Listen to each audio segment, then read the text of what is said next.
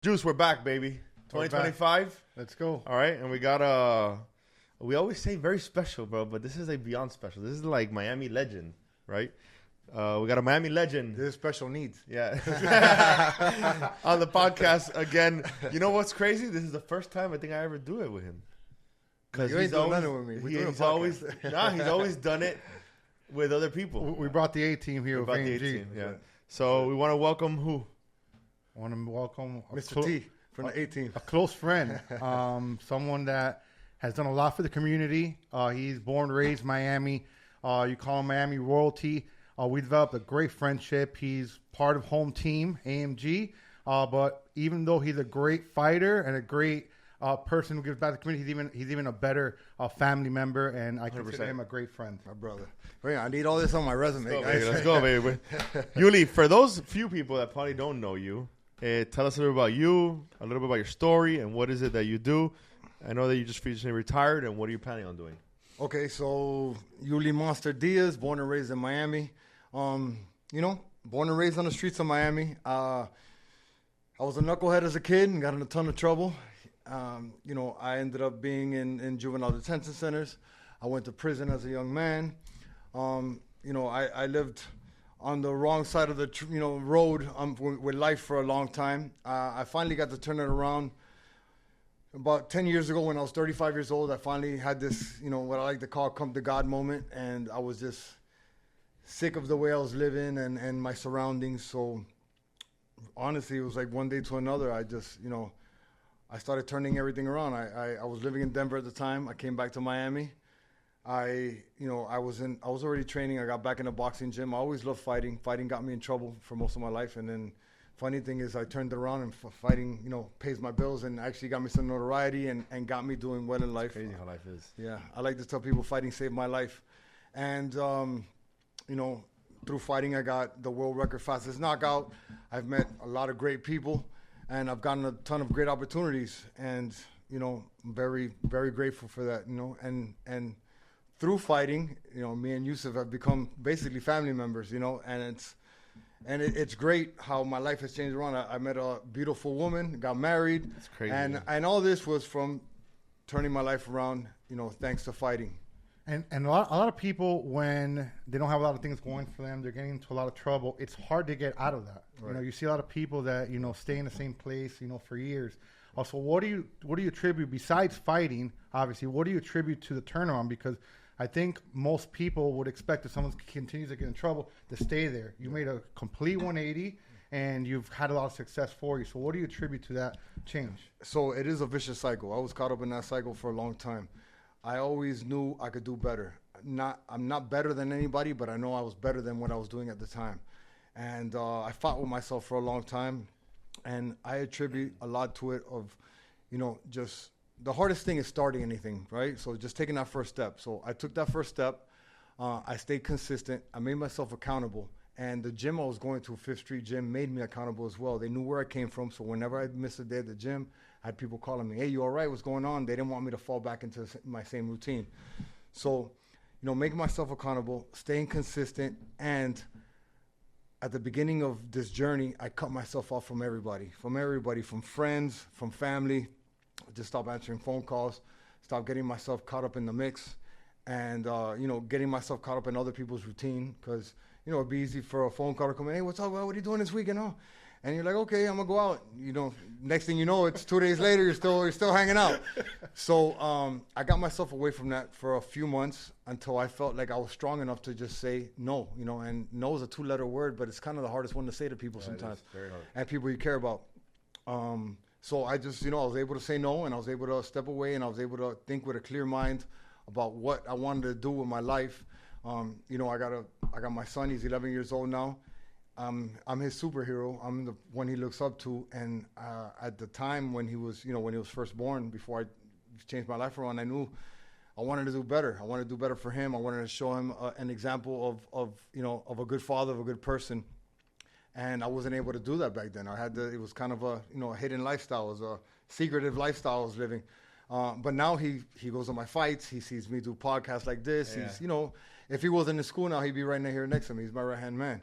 So I attribute all those things, me most of all, caring for my son, and then separating myself from everything that was getting me in trouble was a big factor. That's a big thing. They say, "Tell me who you're hanging with, and I'll tell you who you are." That's so right. That's a true saying. I couldn't agree with that more. So just absolutely right. eliminating some of the people which you might have been your friends, but were guiding you in the wrong direction and being quote unquote bad influence. Right. That can make a big impact in your life. Yeah, I want to go back, man, because I was a troublemaker when I was little too. I just felt like I never got caught. I never got caught doing the dumb shit. My friends always got caught, and I've always been worried about like, I was gonna get into juvenile detention and stuff like that. I heard all my boys going over there. How was it, or like taking me back to that moment, like you went into juvenile detention, how are you feeling, bro? What's your family saying? Because this is like your transition of like, you're a good kid in school, you're like, and then now, okay, I'm officially getting in trouble and doing stupid shit. Right.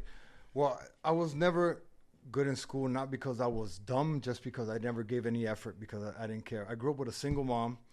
Never had a father figure, an uncle, a cousin, a male role model in my life whatsoever. So I grew up with my mom. My mom was working the whole time trying to keep a roof over my head and clothes on my back. So what I was doing was hanging out on the street with my friends, Yeah. And my friends became my family. That's whatever they did, I wanted to do because I didn't know any better. So, I could go back to elementary school. I remember getting in trouble and getting, for fights and stuff like that. Then going to middle school, the same thing. And then in high school, I got sent to, MacArthur South, which is an opportunity school. And it was just, again, a vicious cycle. And I don't blame it on nobody else. It wasn't anybody's fault that I was doing this. I was kind of in a sense, and I can't even explain why, but I was trying to prove something to myself. I wanted kind of to make a name for myself. And I had this tough guy demeanor. And when I say that, I was never a bully. I wasn't out there just picking on people, but I was the anti-bully. If you were picking on somebody I knew, I couldn't wait to get on, you know what I mean? Wow, so you had like a good heart. I always had a good heart. I had a good heart. Yeah. I wasn't out there trying to hurt people. Even when I was doing, worse things, I was never doing it to like innocent people or anything like that. I was just caught up in the street game. But when I look back at these times, even as a young man, I was in prison when I was 23, 24, and 25. And, I look back at these times, I remember sitting there and being like, man, I'm better than this. Like, damn, I remember going back as a kid, like, never pictured this in your life, And again, I'm not better than anybody else. I'm not trying to say that. I'm better than what's happening to me at this moment. I know I'm better than this. I know I'm destined for greatness somewhere. I know I'm so good with people and I have so many connections. So much, like I need to open this up, So there was times where I'd sit there and just contemplate, like, what am I doing? I think that's when we I think a lot of people, they're very hard on themselves, And when you have that like governor inside that you're a little bit more tougher on yourself, you always want to, like the same way you said, I can't believe I'm in this position. Looking back when you're, in jail and shit, the same way you say that right now, I can't believe I'm in this position. Like what we're doing right now. So it goes both ways. Right. It does. It does go both ways. I was going to ask you, because I've always been curious of how prison is. I've never been to prison, I've had brushes with the law, but I never went there. Like, give me, like, your first day booked, or how is that shit, bro? Like, what do you expect, bro? You look like a guy who might drop the soap. He seems a little give me like some not that anybody wants to go to prison, but give me, for people who haven't been, how is the experience of like your first arrest, going in there, booking you? Like, how is that? I tell everybody, man, it's hell on earth, man. It's hell on earth. It's a tough place to be. Because you're surrounded by people that are, there's a lot of animosity. There's things you don't know who's in there for what.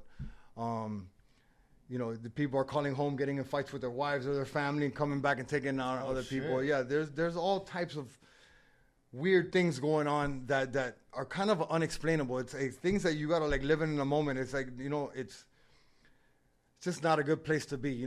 First day there, you're when everything locks behind you and you have all that shit and you're you take away your freedom, bro. And they take away your freedom, and it's like a real come to reality moment. You're like, yo, what am I doing? Like, damn, did I really put myself here? And it's hard. That's when you really start going back in your life and being like, damn, I'm very hard on myself. I have that hard governor I've always had. Even in the times, like I said, I knew I was doing wrong. Thank God I had the common sense to like one day be like, you know what? I got on my knees. I believe in God. I'm not a religious guy, but I am spiritual. And I'm like, look, God, please, I know there's something out there better for me. You know what I mean? And again, the hardest thing to do is take that first step. I took the first step not knowing. So I got back. It was like September, October of like 2016. I got back into the boxing gym just to keep myself busy. December of 2016, right before New Year's, I remember telling my coach, like, you know what? Give me a fight, man. I want to fight. He's like, oh, you sure? No, I was just training for it. He's like, all right. So at that moment, it was just like, I'm going to do this for Instagram, take a picture, tell my kids I did it, have some proof that I did it, you know? I went to, my first fight was in Dominican Republic. I went there. I fought. I won by first round knockout. I had friends and family there. Everybody was so proud of me. Everybody was proud of me leading up to it because I wasn't doing what I was doing before. I was actually, doing something where I could talk about. I wasn't hiding. I wasn't, doing anything bad. So everybody was so proud of me. I knocked out the dude in the first round. It was like this amazing moment, man. I just felt so great. I was like, man, I think this is what I want to do. Came right back to Miami, kept training, kept getting fights, started getting money for fights, So now I started bringing money in, and man, it was just like I said, that first step got the momentum going, and here we are almost 10 years later, man. And I've set history. I've made great friends. I've had amazing business opportunities. I had my retirement fight August 10th, and I say it in quotation marks because I always said if I get offered good money for another fight, I'm coming back. There's a couple things on the table that we'll discuss once the paper's signed, but I have so many good things coming at me that it's crazy. It's amazing. And like you said, how you're in a bad position, like how this happened. Now I'm in a great position, and I'm like, wow, it's so awesome how things just happen because you guys know it's from one day to another. You just might get a phone call. Hey, how about this? You weren't even planning on that. You're like, oh man, let's do it. Yeah, it could almost be surreal. So I want to know a little bit more about the build-up and leading up to your first fight. Because there's not many people that can say they made the walk to the ring. Right. I'm a huge fight fan. I know Eddie is as well. I've always wondered, you hear from me, but I always wonder, what are you feeling? Are you nervous? Are you hyped? What are your feelings leading up to the fight? I'll tell you, on my first one, so I have 30 pro fights. All 30 I've been nervous. You know what I mean? But I can remember, I could be going back to my first one, I can remember being more hyped than nervous, I was like, I was ready to do this. I was ready to, everything I learned in the gym, I was going to do it all at once and this one time. I had, like I said, friends and family there. And the fight ended quick. I caught the guy with a good one on the chin. He laid down and it was over. And again, it was this sense of I don't know, like everything I just wanted to do was at that moment. I was like, man, it was surreal. And this is what I wanted to do. And this is what I had to chase, whatever needed to be done to stay on this is what I wanted to do. But in other fights, there's been many fights where backstage, I'm nervous. There's been many times out of 30 fights, there's probably been 20 of them where I'm backstage before a fight. I'm like, why am I doing this? Well, and you see guys coming back, especially bare knuckle.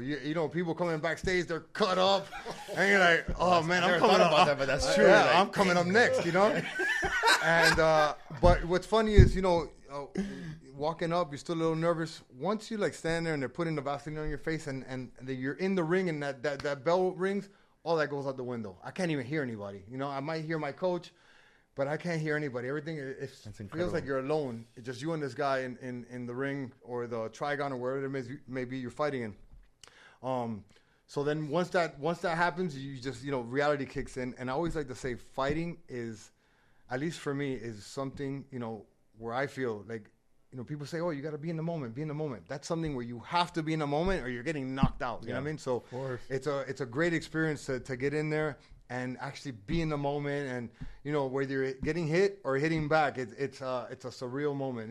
It's hard to explain that. Does it drive you to have some type of hatred or animosity towards the fighter, or is it all business all the time? No, you know what? For me, it's always been business. I've never been that guy to talk shit to my opponent.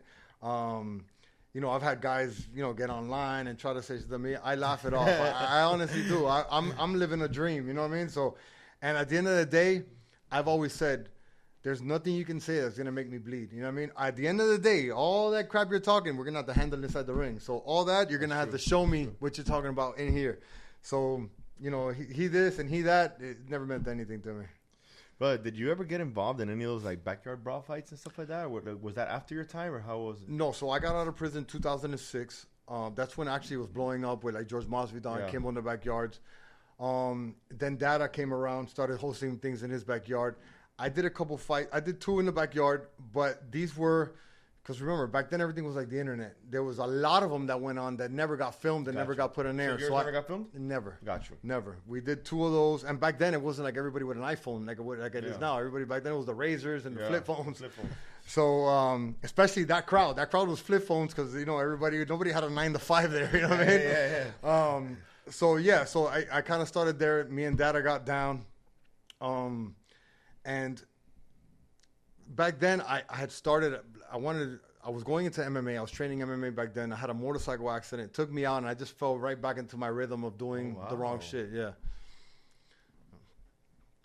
That's crazy. I didn't know about you. Yeah. And then you started back up again? I had 2 motorcycle accidents. The second one almost killed me. And I was like, all right. I saw my life flash before my eyes, and I was like, all right, I'm good. I think I'll get off these. Like, I've had cousins die on motorcycles and stuff like that, and I was always forbidden from driving. I don't even know how to ride a clutch. I don't know how to drive clutch. Every week I heard about somebody passing away because it used to be every Thursday was bike night. You used to see it at Hooters and everything was bike night. And every week somebody passed away. And then once my second crash, that I almost killed myself. I said it's not worth it. I got kids. I got a life. I've always said like people die in car accidents and stuff like that, and they were good, cool people. Like I feel like I'm too cool to be like, man, he was a great dude. He passed away in a car accident. Like, damn, man, what a waste. Man. I think about that sometimes. Like, I'm going in the water in the ocean. I'm like, damn. I went to the beach one day. I got eaten by a shark. Like the chances of that are slim, but you're right. Yeah, but I always think about that shark. Got fucking stung by a fucking. What a way to go. Exactly. Like, or hey, how'd you lose your foot? Like. So, listen, you told me that like. You were into a lot of the street stuff, right? Like, what would you say out of the street stuff that you were in was the hardest thing to let go?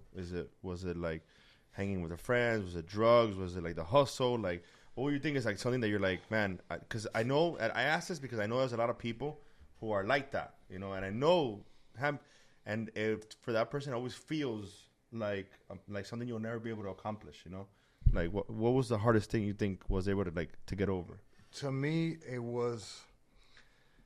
Just the hardest thing was kind of the beginning of this career, and I'm gonna tell you, I told you I had this come to God moment. I started doing this, but I didn't just stop everything from one moment to another because this is the only way I was making any money, paying any bills, having any money in my pocket.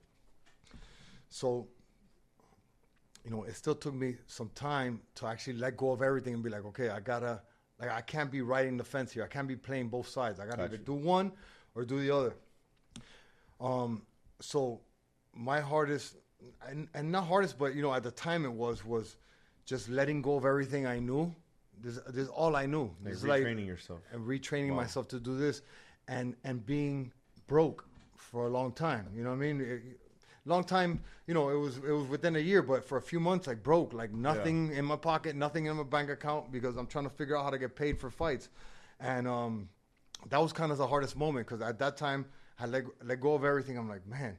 I should just go do this and make a couple $100 real quick, you know what I mean? But I'm hard on myself. I tell you, we got that governor where I'm hard on myself. So I'm like, man, if I do that, all I'm doing is opening the door for myself to just go back and be like, just giving myself an excuse, So that was kind of the hardest moment, just going through a real broke phase, not asking anybody for anything and trying to figure things out. But I always tell everybody, when you start something, at the beginning, no matter what it is, pickleball, AMG, even this heyday, when you start, it's always hard. It's always hard. It's always like you wake up and you're trying to figure out what you're going to do next, how you're going to pay the bills, how you're going to pay your employees. But then it gets to a part where you come over that hill and it gets a little easier. Yeah. And now the good days outweigh the bad days. Before it was the bad days are more than the good days. Now it's the good days are and it gets to a point where you might have a bad day here and there because everybody does. It's life. But they're pretty much far gone and they're easier to handle because you're having so many good days. You're like, you know what? Yeah. I don't like what just happened, but we're going to get over that and we're going to just keep moving, And as long as you keep moving, I think good things keep coming. Is too, I think you have to have passion for what you do. You do. If you have passion for what you do, you just don't care what happens. No, and they say if you do what you love, you don't work a day in your life. So you just don't care. You're like, whatever. I think that's big with the passion because a lot of times you're working towards something, but you're not seeing immediate results or monetary results. You're working just blindfold on, Yes, hoping that all the work that you're doing is going to pay off. Right. And I'm a big believer. Hard work always pays off, but sometimes it doesn't pay off immediately. Bro, you have to have faith, bro. No, You have to have faith. and the thing about me, I've always been like this. My wife will tell you, I'm very optimistic, dog. I That's only true, see the too. good. I only see the good in everything. Correct. I have no pessimism in me, so I always see the optimistic side. And I'm a huge daydreamer, dog. I'm a huge daydreamer. I can see myself in the yachts and the Lamborghinis and the mansions, you know what I mean, and doing what I want to do, you know. So those dreams and my optimism keep my fuel going, keep it burning, so I keep moving forward, you know. And the smiles on my son's face, making my family happy, making my mom happy. That's another thing, you know. When I was living that lifestyle on the street, my mom was. I was gonna kill my mom with a heart attack. You know what I mean? She was always worried about me, always worried about that phone call coming in. Of you never know, this happened or that happened. So now in the life I'm living, you know, she's got a smile on her face at all times. She's as happy as can be, and she's, in that sense, relaxed. You know, and that brings a lot of joy to me. And what could be better than that? Her being proud of you and the person you've become. You know, sometimes we have some, you know, downs throughout our life, but, you know, our parents always want the best for us. So I think that's a huge thing. I mean, to me, that's one of my biggest driving factors is how your family being proud of you. Absolutely. So I don't know if people ask you this question or not, but I'm kind of curious, and I think you told me about it before. But how did you meet your wife, and how did you know, like, okay, this is it? This is you know. That's a great question. So I was in 2019. The end of 2019, I was training with Yoel Romero for an MMA fight. My fight was December 19, if I'm not mistaken, or December 20 was the fight. December 19 was my weigh-in. So I'm with Yoel, and I just weighed in. We're going to Sushi Sake on 97th and Sunset. Oh wow! Shout out to Sushi Sake. We're looking for a sponsorship. Yeah, exactly. We'll talk after the podcast. So we're heading there, and Yoel knew my wife at the time, so he, I guess she had posted that she's in town on Instagram. He had called her. He tells me, hey, talk to her, tell her where we're going, because she speaks no Spanish. Super random. Super random. She speaks no Spanish. He speaks no English. So it was a miscommunication there. So she was on FaceTime. I get on the phone. I'm like, oh, wow, you're beautiful. You know, just nonchalantly. Hey, look, we're going to Sushi Sake. Here it is. She was coming down from Fort Lauderdale. I had a fight the next day, so my mind was on the fight. I went, I ate, and I left. When I'm at home later on, she I know she's over there probably trying to correct my story because I'm missing details, but when I get home, I check on Instagram, and she had DM'd me. So it went down in DM. She's sitting in your DM. She had DM'd me, and she's like, oh man, I missed you at the sushi place. I'm like, oh, I'm sorry, I got a fight tomorrow. You know, I didn't know you guys were gonna make it down. She's like, oh, it's all good. Can you get my friend a ticket to the fight tomorrow? I'm like, yeah, no problem. You want to come? She's like, no, I leave town tomorrow. You know, she's with WWE at the time. They're going on a holiday tour. So I'm like, yeah, no problem. You know, tell your friend to call this number. They're going to have a ticket for your friend. Sure enough, next day I fought. I won my first round knockout. I actually had like top 5 knockout of the year for that fight. And then, you know, she hit me back on the DM. Congratulations on the fight. And then, you know, there I was left. I got my mind more clear. We started DMing. So our relationship, what I love about it, started on FaceTimes and phone calls and messages, more like a middle school kind of love, you know what I mean? And it was like that for about 2 weeks. Then for New Year's, she had come back down. We spent New Year's together. And from the moment we got together, we never separated. And then another great thing that happened to us was like 4 months into our relationship, COVID hit. So we had no choice but to be together every day. That's so amazing. Now you're going to find out a lot about the other really person. Like me and I really like you. Yeah. And I love everything about her, you know what I mean? And then another funny story about it, probably about 4 months after that, maybe 8 months into our relationship, she's on the road working. I go get a U-Haul truck, and I go to her apartment, and I pack all her stuff, and I bring it back to my house without even telling her anything. And I said, guess what? You just moved to my house. She's like, well, you're crazy. But, you know, it's worked out. I have an amazing woman by my side, and you you guys have great women by your sides. It's just, you know, it's just that much more. It adds that much more to your life, to the value of your life. Yeah. You know, and she's great. She's the yin to my yang, because whenever I got a little knucklehead idea, she's like, hey, look, how about this? Straight enough. You know what? That works better. I like that better. Yeah. feel the same pressure sometimes, you know. Yeah, Like she's saved my life. She's made me a better father, better son, a better brother. I've been blessed not only to marry her, but I married into her family. Her family is amazing. Like I couldn't ask for a better in-laws, better family, sister, father, mom. It's been great all around. They also have no chance against you, anyways. I know. Hey, behave with that guy. Like, you know what's great is that her dad, calls us and he loves, showing his daughter off. She's a wrestler, showing his son-in-law a fighter. Badass. So he always calls off FaceTime with friends. Hey, tell him about this and look, we're looking at your fights. Bro, it's kind of like the Barbie and Ken of martial arts and stuff like that. Like you guys make a great couple too, though, where you guys compliment each other a lot. Thank you. And that's why I had asked, and I get asked all this question all the time, like, especially from my friends, like, how did you know it was the person to get married to? And, bro, for me, it was just like a feeling. It was just like, I'm going to do it. It was like, boom, like that. Like, you felt it. It's a good person you want to be with for the rest of your life. But marriage is not easy either, Like, there's a lot of challenges it brings, but it's worth it, So you're right. I mean, life itself isn't easy, but, we were together 5 years before we got married. So we felt like we were married already. We've been living together for 5 years. Yeah. She's, a great mom to my son. She's a great daughter to my mom. Like, just like everything just came together. Our relationship is easy. Obviously, we've had our little bumps in the road. Sometimes when I'm a knucklehead, she has to straighten me out. Yeah. But that happens to everybody. Exactly. But, it's a learning thing. But it's been way more good than it's ever been bad, Yeah. And I think having a support system just makes you a better person. Huge. I think you want to be with someone that makes you better. No, huge. Right? And I'm glad you said that. You're talking about support system. She's a fighter as well. She's been wrestling for 13 years. So that it all meshed. We work out together. We train together. We do, she knows a lot more about, being in front of the camera than I do. So she'll give me pointers and it's great, But you know what? You do really well in front of the camera. Thanks, bro. Thanks. I try. He's polished up. And you look like you're glowing now. Like I haven't seen him in a bit, bro. Newly married. Yeah. That's what will happen. Like I see his eyes and shit. Nah, you know what it is? This AMG hat has me looking good, dog. I was looking in the bathroom. That's that plug right there. Bro, and you know what? It might be this water too, guys. Both. Talking about that ham, bro. But you know what? I'm actually curious, bro, because a lot of times when I talk about that, I want to talk about the sponsorships and stuff like that. Okay. Like, you finish. Obviously, you're fighting. You have a handful of sponsors. Like, usually your sponsors are like local, hardcore Miami people. Yes. Talk to me a little bit about those and like kind of who do you like to align with? How do you go into a sponsorship? I've asked him that question before. I know his answer. Yeah. But like, what's your mindset going in? Because I know you don't just sponsor up with anybody. No, so that's a great question. I'm glad you brought that up because I was thinking about talking about this and I forgot until you just reminded me. So I want people to know the story of me and Juseff and MG and you. So I got brought to you guys for a sponsorship.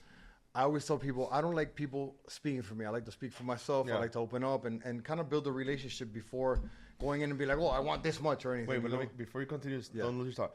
This is a story of how Uly Monster became part of AMG. That's right. Give it to us. That's right. So a great friend of ours, shout out to JC. I love that guy. He brought me to introduce me to you guys. But that whole meeting was him speaking for me. I kind of sat there, pitched in a little bit. And it was here in the kitchen, no? We actually met at Starbucks. This was before the meeting that we had with him and Ash at Hillstone. We met at Starbucks. Right. Him, me, and JC. True, right. So we came, we met. I really didn't open my mouth too much that meeting, and I don't like people speaking for me, especially when we're trying to do business together. I want to kind of build a camaraderie. So I ended up leaving the meeting, and I was kind of pissed at myself. I'm like, bro, I didn't say anything. I sat there like a statue, said 2 or 3 words. Like, I feel like an idiot. And I thought to myself, like, these guys are leaving. They're like, nah, because I'm in my head, I would have said no. So, but sure enough. That's the governor, bro. Yeah. This motherfucker's smart, dog. But sure enough, you guys definitely like, I'm good. You know what I mean? And so I had the right feeling. So I remember, I think it was about a week later, I called JC. And I'm like, bro, look, if you don't mind, give me these guys' numbers. I want to circle back with these guys. So I called you.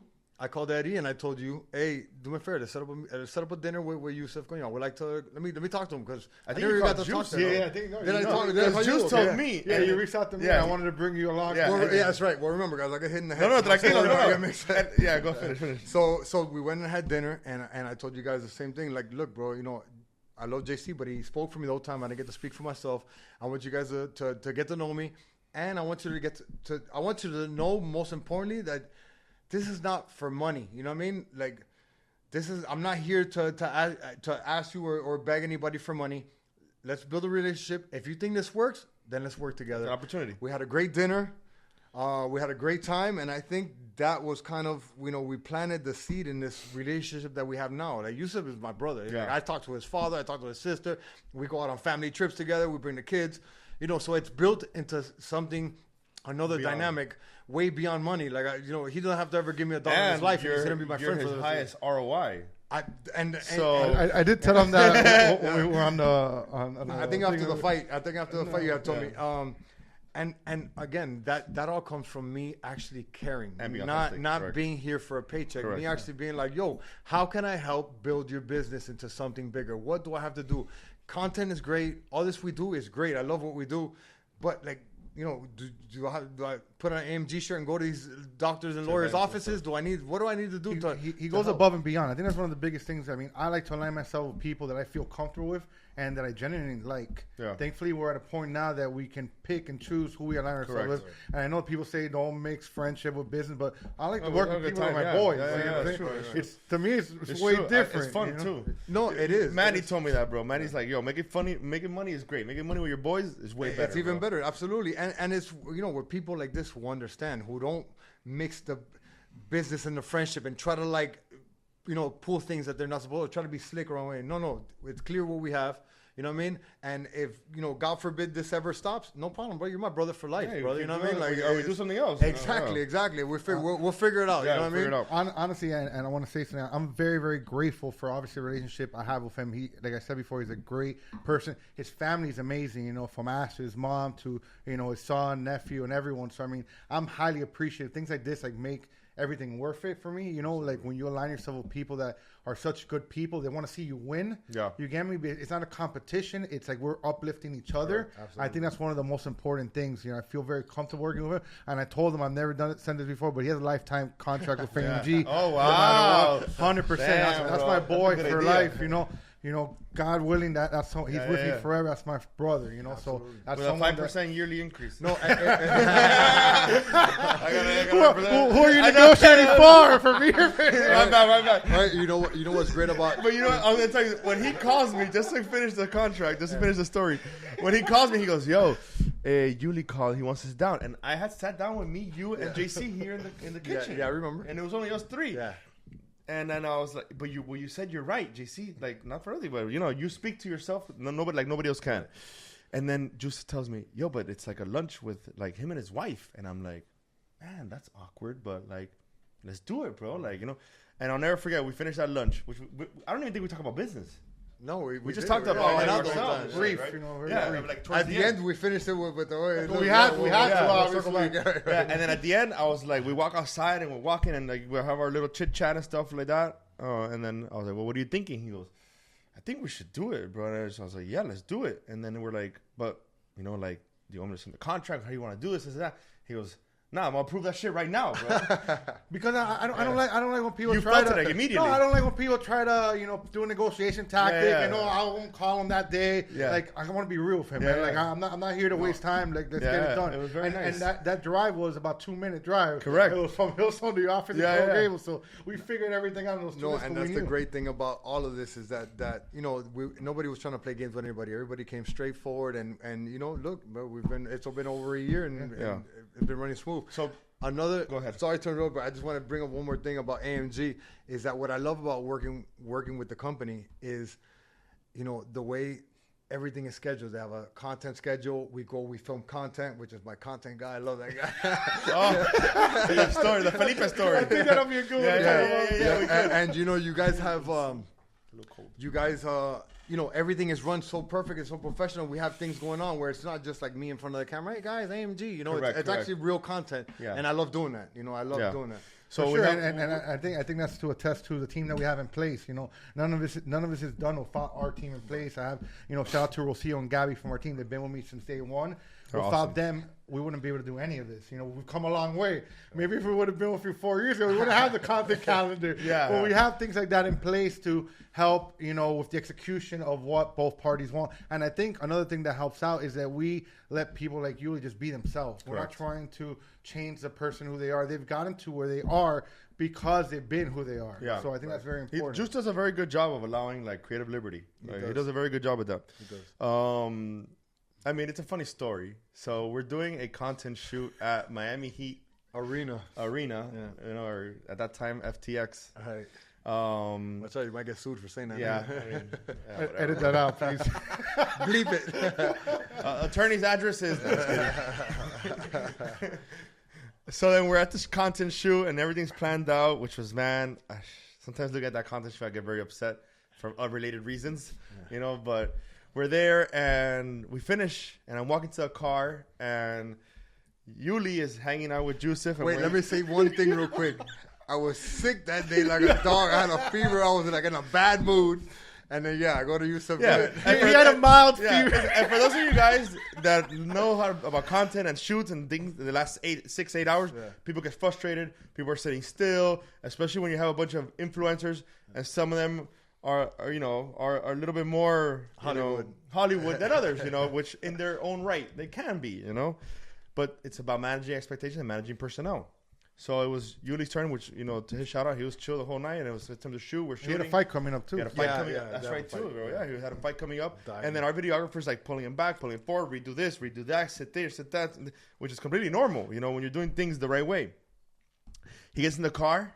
Well, it's outside the car. He tells you. It's outside the car. We're sitting down. Yeah, by the car. We're getting after being like standing for 8 hours, everyone tired and stuff. He goes, I don't like that guy that you have doing videography.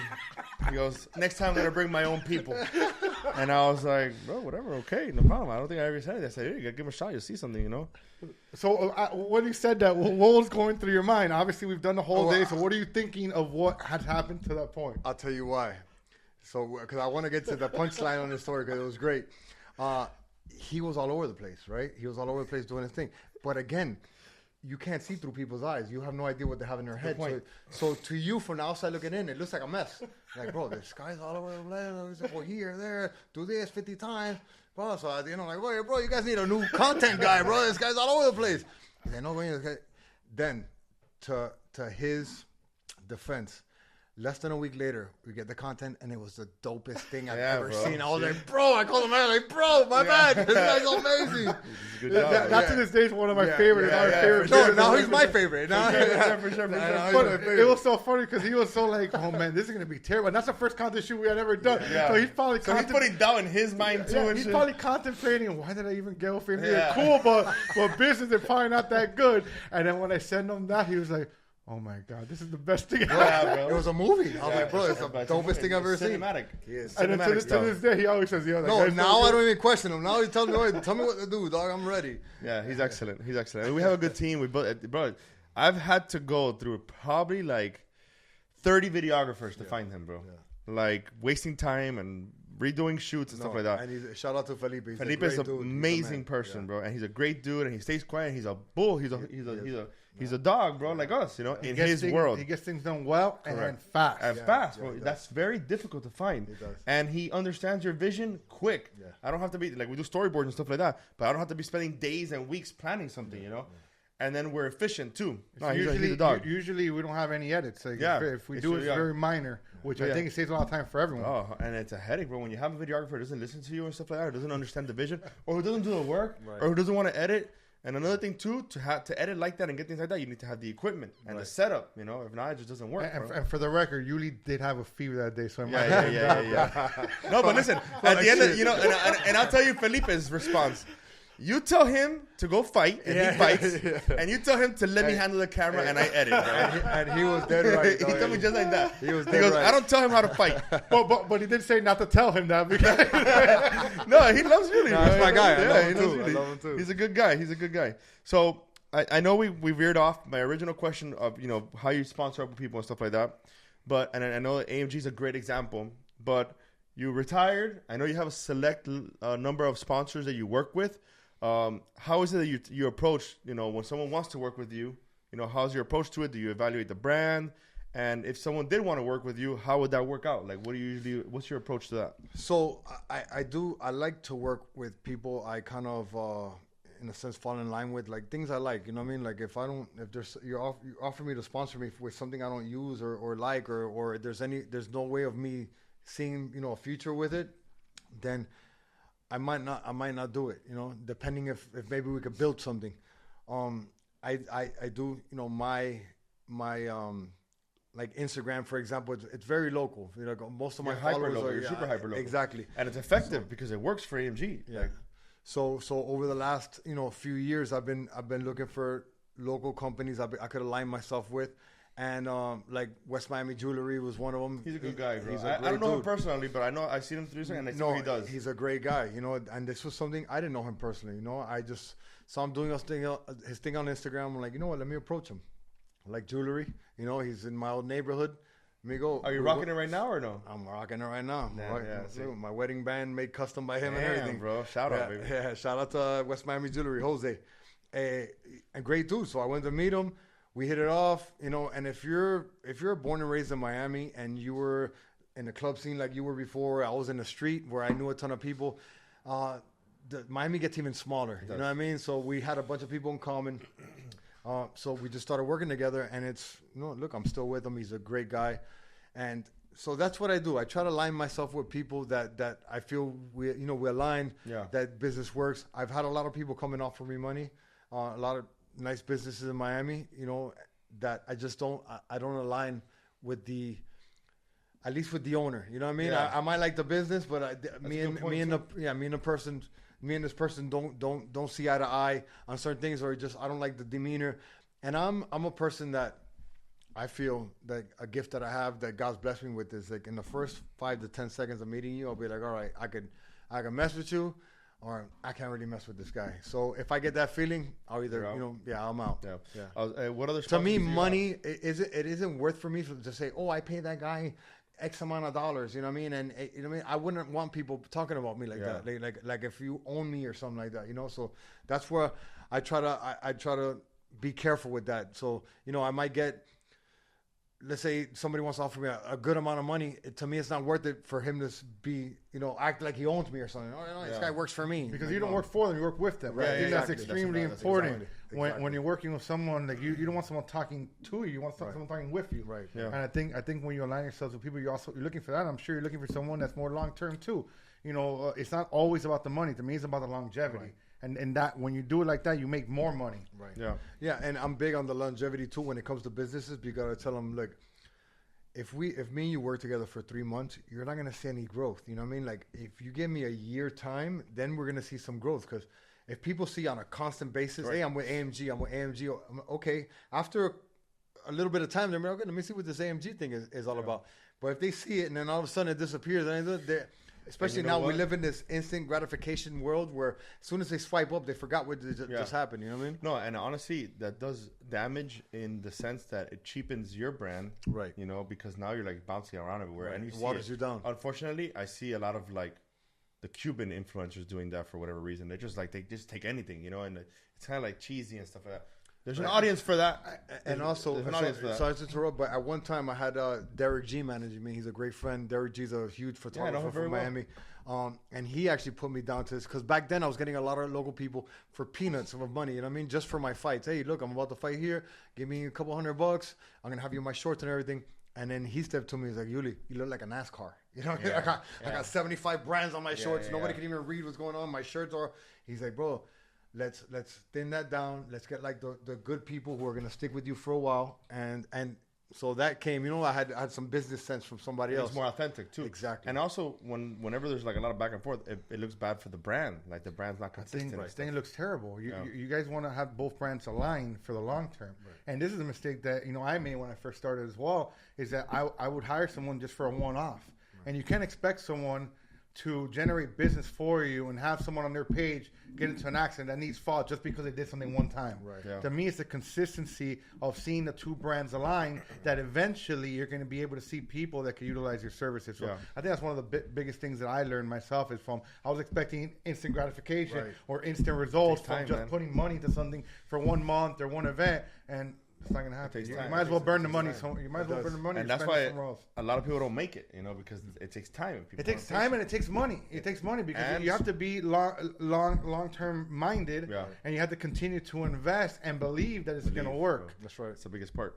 And what I was trying to get to a point, but what other brands are you working with right now? Like just off the cuff, like right now I'm not working with any brands. I got AMG. I still work with West Miami Jewelry.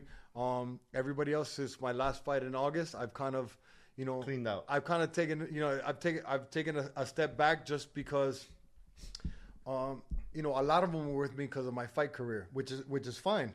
But since I'm not so active in the fighting right now, I don't want to just sit there and tell them, oh, look, I have this coming up or this coming up. I'd rather just stick with people that I'm invested in. I'm invested not only business-wise, but personally.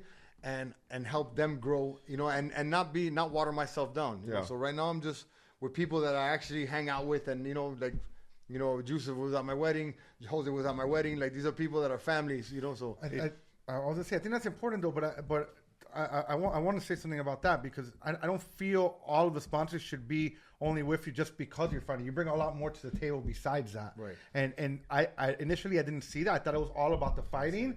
But the more time progressed, you're a staple here in Miami. So regardless if you fight or not, you have that following of people that believe in you, trust you, that followed you from the beginning. So I think from a company standpoint, the fighting's great because you get there in the shorts, you get to go in the ring and stuff like that after. That's cool, but what you bring to the table has a lot more to do than just the fighting. But also, right, and that's what I like showing. So I got to show that up until August when my fight when I semi-retired from fighting. I got to show that I've built a brand that I can do things outside of fighting. But once I left fighting, I decided for myself that I want to stick with the people I'm closest to for right now until I figure out what I want to do next. Like, I had a podcast going for a while. I was in front of cameras for a while. I've kind of taken a back seat for that now. I'm working with BYB, doing commentary and all that. And I can't really be exposed to brands. I can't have no brands on my shirt. I'm in a suit, So I'm trying to figure out my next step of what I do to see how I bring brands on to be able to do things. Yeah, those two things I was going to say. Number one, I think Juseff has a very good idea on how to get creative with using your brand and his brand mixing together. There's a very good approach there. Not everybody sees that vision. Right. A lot of people don't see that vision. A lot of people see like a post and that's it. Oh, that's far I can go. Number two is there a brand in Miami that you would like? Like if you could align yourself with anyone, is there anyone in mind that you'd be like, you know what? I think I align myself perfectly with this person. Shadow Wagyu. Hey. Man. You know what I was thinking? That was a no-brainer. Come on. I was thinking I was going to say, I want to say Sports Grill. I think you would align very well with Sports Grill. I've been eating Sports Grill since the early 90s. I would align like a sports-oriented franchise like that, or a Flanagan's or something like that. You know what? I was with Arbetters for a while. I love Arbetters. I love hot dogs. They had a Uly Monster hot dog for a while. Yeah. But those brands would be great. I love. We've done some. Was it with you that I've done some stuff with the Sports Grill? That was the chicken wing contest. No. They do some stuff. With like for cancer foundations and stuff. So I think JC does that. It was just with JC. It was with JC. They were actually, they've done a couple things where I've met the lady who owns the place, and it's kind of surreal. She's kind of like a movie star to me. Because I'm like, bro, I've been eating sports my whole life. You know what I mean? Yeah. But yeah, those are local brands that I would love to sit down and talk with them. Yeah. I was just curious to see like where your mindset was at. Like they should probably call you. You already got an extra 5% from me for him. See, bro. JC, you're out, bro. Who else is out there, bro? Who else is out there trying to skim? Listen, I don't know if I have anything else here. I mean, I don't know if, like, the fastest knockout. I would like to ask it, but I want to talk about that. Let's talk about the fastest knockout. Way, bro. Because I still have the fastest knockout in the world. If you guys, and shout out to the guy who got the one recently. But it's blurry. Like you can't tell so much. No. No. I think that was a TKO, not knockout. Yeah. So you could tell. My outlook on it is, I feel like I still have the fastest knockout. First is I knocked my guy out. My guy was sleeping. True. The guy he hit the floor. Yes, he was kind of doing a little breakdancing, but the referee never let him get up. He never let him get up. If you're watching the thing, he kind of holds the guy down. So if anything, that'd be a TKO. Matter of fact, after he won the fight, they say he has the fastest TKO in the world, not knockout. That's what they said at first. So then, also, when I got the fastest knockout in the world, I was with that promotion, right? I left the promotion. They left. I left. They stayed with a bad taste in their mouth. So now I'm fighting for a different promotion, different bare knuckle promotion. The guy with the fastest knockout left his promotion. So guess what? Oh, all of a sudden he has a clock with mine was 3 seconds. He has a stopwatch with 2.9 on it. Now the guy beat me by a millisecond, And last thing is, if you play the knockouts, I have it on my Instagram. I saw your Instagram. I have them side by side. If you look at they play at the same time, my guy's sleeping before this guy even gets punched. Yeah. You know what I mean? So I consider myself to still be the record holder for the fastest knockout in the world. Did they officially change the record to him, or I have no idea. Unofficial, like people just talk about. I have no idea. I have no idea. It's not a knock against him. It just is what it is. It's no knock against the fighter. He did what he was supposed to do. Me and him spoke on Instagram. Oh wow. Yeah. Wait. Did he give you like a? Hey, I'm sorry I broke your record? No. Actually, so what I wrote on one of the posts was like, congratulations on the knockout, but that's more like a TKO. My guy went to sleep. Your guy was trying to get up. And they wrote me back like, oh, why are you being a hater? I'm like, I'm not hating at all. Just read what I just wrote you. That's not hate. It's exactly what happened. Congratulations to you, And he's like, oh, thank you. That's it. It was kind of like a dry conversation, and through DMs. It was nothing personal. And again, I have nothing against the guy. I wish he was my weight so we could fight, but he's a lot smaller. Damn. That way you could do that. And so something that we haven't talked about is you retire. Yes. But, under certain circumstances, you can come back. You're now like in an executive role with BYB. Yeah. Juseff has a great, which I think that was like, you found gold with that. I mean, that was amazing, bro. That sponsorship with BYB has been that amazing. was because of Uly. That was amazing. Uly's the one that connected us together, and we've had a great partnership. Yeah. Talk to us a little bit about your role now with BYB and how everything just comes together. So I fought for many different promotions in my career. BYB has to be, not only because I work for them, but BYB has to be the best promotion as a fighter to work for. Why would you say? Because they're open communication. If you want to talk to Mike, the founder, or Greg Bloom, the CEO, they're a phone call away. They're not, talk to my secretary, or they don't dish anybody off to anything. You wanna get a match made, you call Mel the matchmaker, and everything is direct and open conversation and easy to talk to.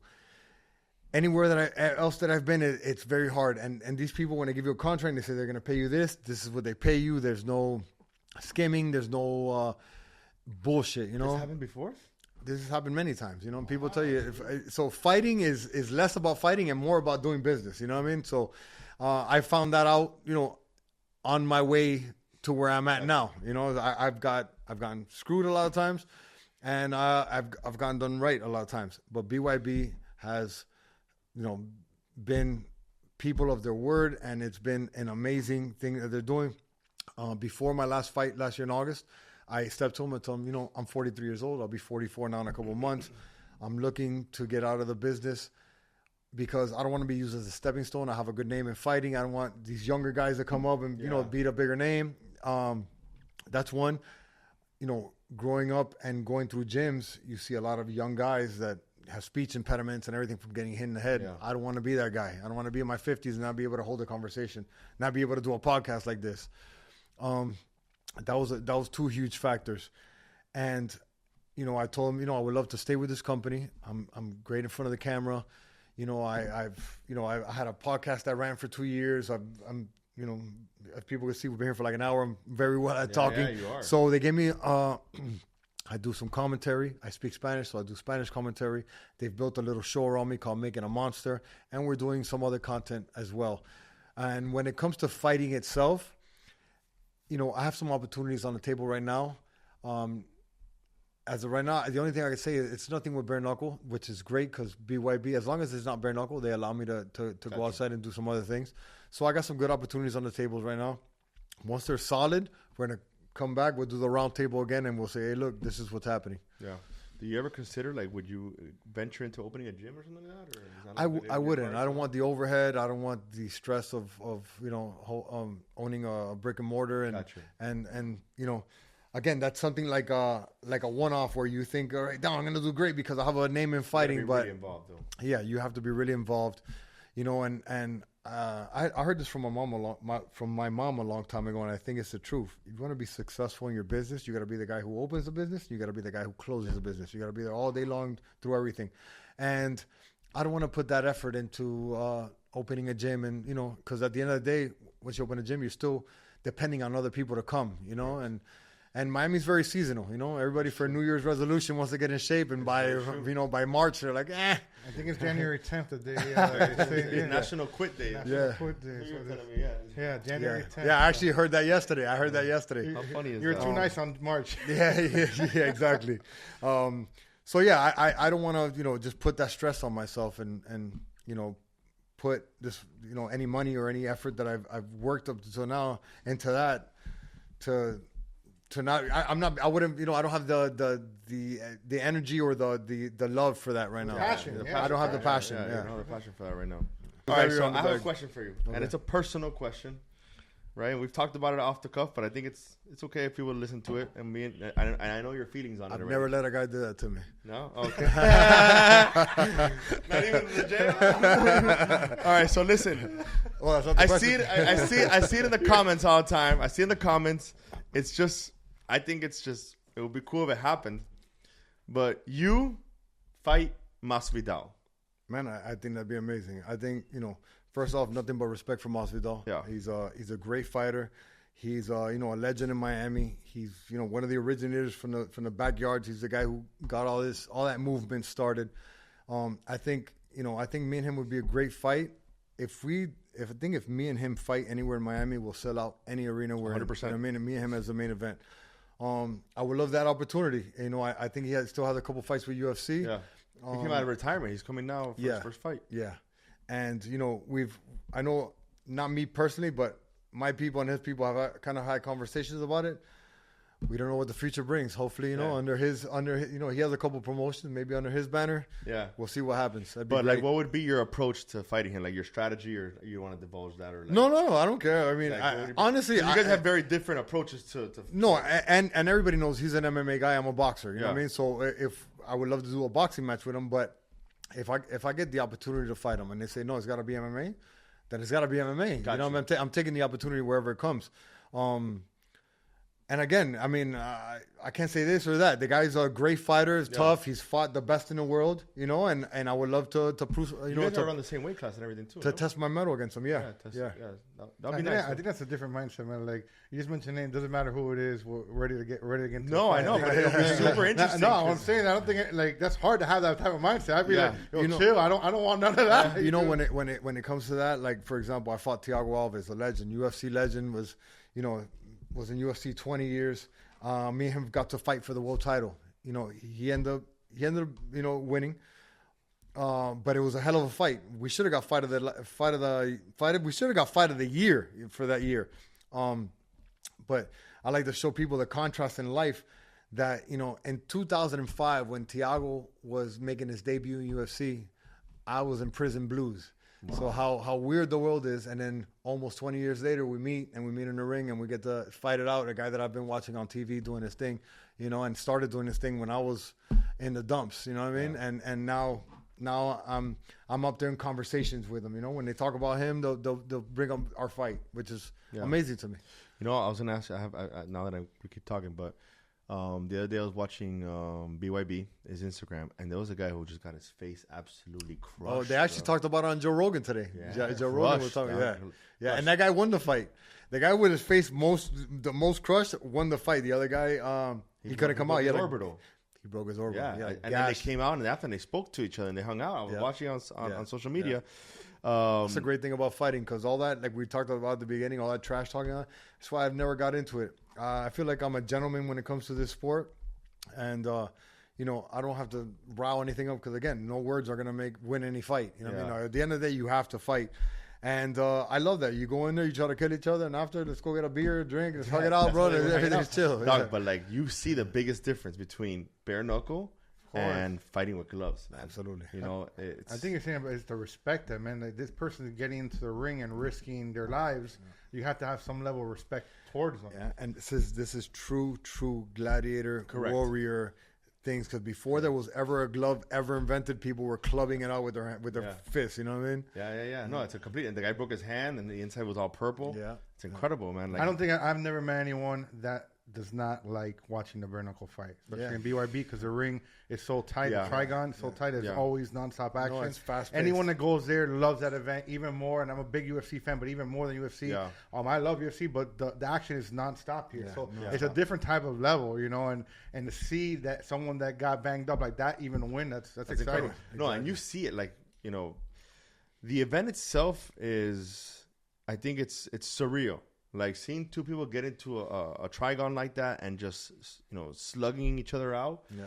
And you also notice while you're fighting it, like, the faces of the people is kind of like, you know, you notice the person who's going to kind of lose a little bit. Or the person who's like, you know, kind of gaining and being like super confident, man. Right. And it's like a storyline happening in the fight, you know, with it's like the game within the game. There is. And we know what I love about fighting too is, like, for example, shout out to my guy John Bernard. He's fighting soon. I think he's fighting for the belt soon. He's from Hawaii. He's an IT guy. He wears glasses. He's a small dude. Very, like, he's not, doesn't look aggressive. Very well spoken. Super cool dude, and he's a killer when he gets in there. You know what I mean? And that's the thing about fighting, that you never know who's who. You know what I mean? And he's one of those guys that, you know, he tells you something on the street, like, "Oh, I'll beat the hell out of this guy." Yeah. And he's a killer. Be careful you start trouble in the streets, because you never know. Don't start trouble, bro. Look for the cauliflower ear, and if they don't have it, still don't start in trouble. Stay away from that. That's right. Uly, bro, a fucking pleasure. My brother, I love you guys, man. I love you guys. You guys are we got to do this more often. Hopefully, I get some news soon about what's happening in the career, and we'll circle back and you have a lot to talk about. You have a lot to talk about. I know we can get deeper into things. But it's always a pleasure to have you here. I say after this, we go where we all started. Go to Hillstone. Hey, thank you guys for tuning in. A day in Miami. Me, Juice, Eddie. Let's go. You guys are the best. We wouldn't be here without you guys.